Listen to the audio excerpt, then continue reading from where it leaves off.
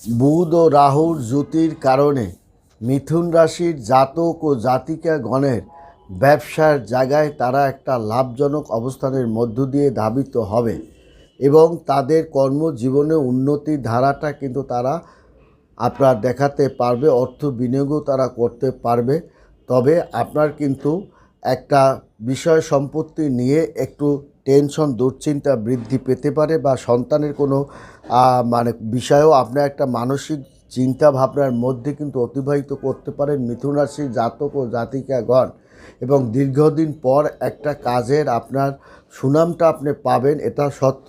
তবে ভালো পরিমাণ একটা অর্থ নাশ হতে পারে, অর্থ খরচ হতে পারে এবং একটা অর্থ আপনার হারিয়েও যেতে পারে বা চোটও হতে পারে। এই আপনার মিথুন রাশির জাতক ও জাতিকাগণের শরীর দ্বারা অর্থ খরচ